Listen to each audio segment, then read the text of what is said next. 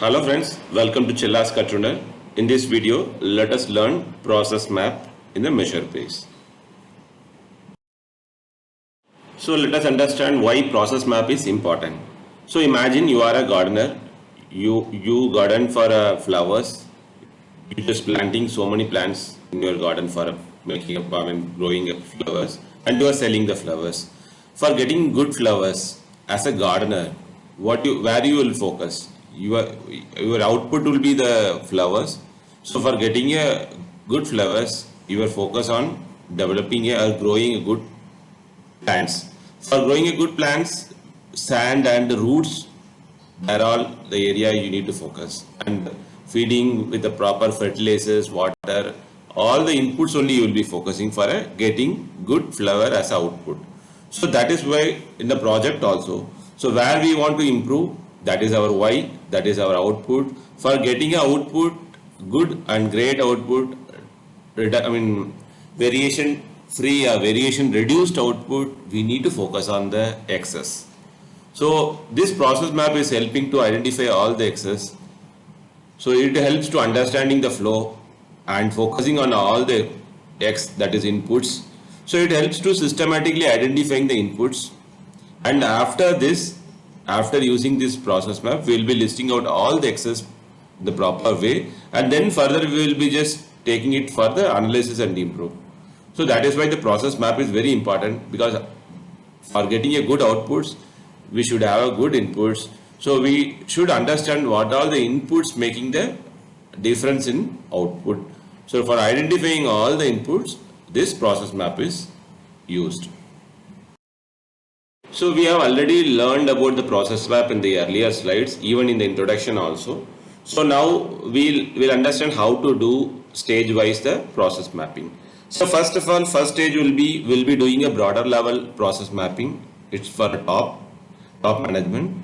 So it says about overall the project in a simple view. So example, I make example. So we want to reduce the defects of forming angle which is produced in the forming process for engine mounting brackets. So the current ppm level of this angle is 320 ppm. So we need to reduce to 80 ppm the rejection level. So in this process is a press operation and inspection will be there. It's a broader level. Overall project it is mentioned in the single process map. So inputs are RM sheet, raw material sheet, press which is used for operations, 510 press, skilled operators who perform the operation, and press tool where it is getting processed, and receiving cage which is used for verification. So these are the inputs, and outputs will be the okay parts, not okay parts, not okay in terms of angle 85 degree, not okay. So we need to mention all outputs also. Even our focus will be only on angle not okay, but other than that also some outputs will be there, because when you are going for a stage wise process map, first process Y will be the X for second process. That means first process output will be the input for the second process. So that will help to transfer Y into X of next process. So here if you see, this will be giving a holistic view, overall view of this project, and it says about excess, that is all major level excess. So this is not sufficient to go ahead further. So this is only the stage 1 first step, and let's go into the second step. So in the second step, what we do is, first we'll just list out each and every stage operations, that is from receipt to till FG storage, and even you can send it, you can add dispatch also. So in this case you can see RM receipt, then inspection, then operation 1 blanking, operation 2 piercing, operation 3 is forming 1, and second stage of forming in the operation 4, and further inspection, that is a final inspection, and FG storage. So these are the stages this part is getting performed and get into the shape as to the meet the drawing. So our problem is occurs, it may occur due to the defects or any inputs of any stage, but there is a angle which is given 85 degree which is required for mounting. So that is getting out and lead to a rejection of 340, which we have seen in the earlier slide. So to to improve the particular angle, first stage we did a broader level process map.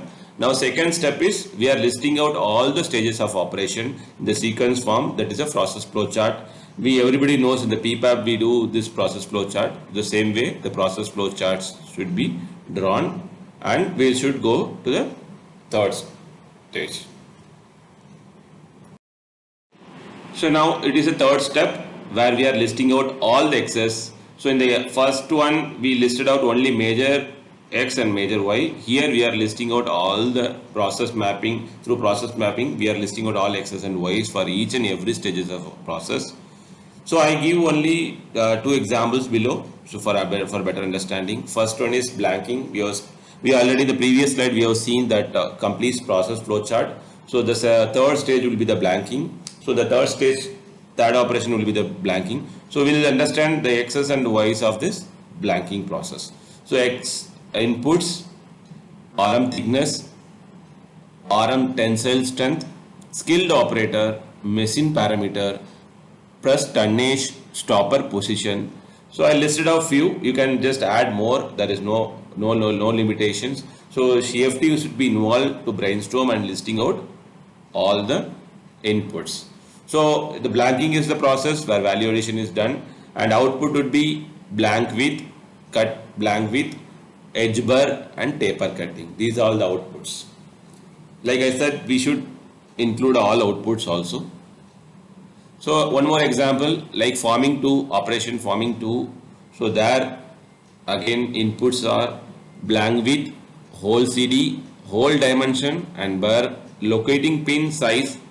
The blank is located on the tool, and after that forming process is being done. So locating pin size, clearance between the hole and locating pin, press tonnage, skilled operator, press tool, stroke duration, that is a forming stroke duration. These are all the inputs, and operation forming 2 is performed, and output dimension A as well as angle 90 degree. So in this case, like you can understand why by using this process flow chart, next stage, third stage, we have to list out all the inputs through this process mapping. So these all inputs will further taken to the next stage of cause and effect diagram. So there, through funneling effect, the critical X's will be taken out.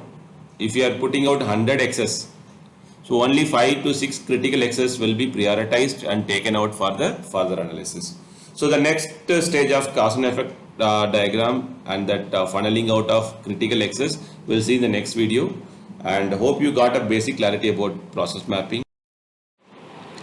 Thanks for watching our Six Sigma series. So if you have any doubt or if you have any expectation, please mention in the comment so that I can cover in the forthcoming videos. Thanks.